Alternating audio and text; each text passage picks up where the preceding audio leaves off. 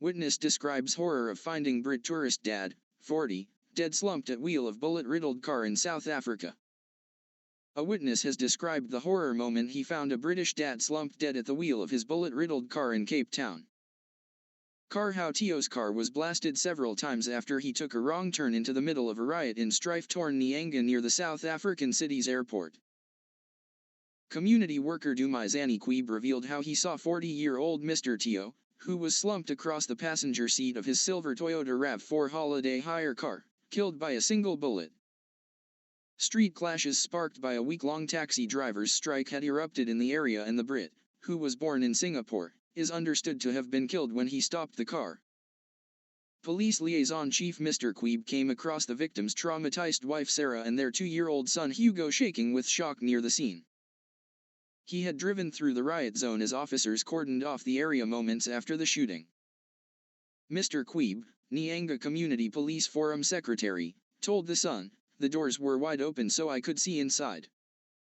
Both the windscreen and driver's window were shattered by gunshots and the driver was slumped over onto the front passenger seat. Multiple shots had been fired and it looked like one had hit him in the head." A few minutes later the officer entered Nyanga police station where he saw the victim's family members, 2 women in their 40s and a child. The 3 passengers, including Hugo, were taken to hospital for treatment for severe trauma. Mr. Queeb said, "I could see they were all very traumatized. They were still shaking and the police were trying to calm them down. They didn't look injured but there were spots of blood on their clothes." A Cape Town police spokesman said Mr. Tio was found dead in the driver's seat with a gunshot wound to the head. Mr. Tio, from Bishop's Stortford, Hertfordshire, worked as a trauma and orthopedic consultant and had been awarded several international fellowships. He was based at the NHS Princess Alexandra Hospital in Harlow. Harley Street colleague Professor Paul Lee described the doctor as a guiding light in an emotional tribute. He said, "It is with profound sorrow that we announce the passing of our esteemed colleague and dear friend, Mr. Tio, a respected trauma and orthopedic consultant who left us too soon. He was a guiding light in our professional community, a devoted friend, and a cornerstone of many significant projects. For those of us privileged to call him a friend and colleague, Carr was a trustworthy and steadfast presence. The loss of Mr. Tio leaves a void in our hearts and community. His professional dedication was unparalleled, but it was his personal warmth, his commitment to friendship, and his unwavering support that we will remember most fondly." Professor Lee said a Just Giving page had been set up in Mr. Tio's memory to help support his family, which had, within hours, raised £25,000. Friends were invited to send pictures and share memories of the much-loved surgeon. 2 years ago, Mr. Tio won the Presidential Prize at the European Foot and Ankle Society Conference in Lyon for his research. Former neighbors of the surgeon expressed their horror upon hearing of his tragic death. Julia Coombs, 41, said, "It's very, very sad. He was not old at all. He had a young child. It's shocking, poor family."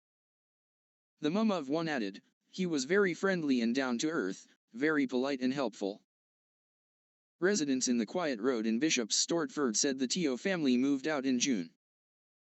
Dr. Tio was said to have moved in 4 years ago before being joined by his wife Sarah, who works as a dentist. The neighbor, who asked not to be named, added, "I only heard the news this morning. I was quite shocked. This happened right in front of his family." She said an older couple, believed to be either Dr. Tio's or his wife's parents, also lived at the mid-terrace townhouse, and would take the medical couple's young child to nursery. Liran Zithamba, the spokeswoman for the police minister, said the doctor took a wrong turn towards Nyanga. In Entlangeno Crescent a number of suspects approached his vehicle, shot, and killed him. "No arrests yet," she said. A Foreign Office spokesman confirmed it was supporting Mr. Tio's family and speaking to local authorities.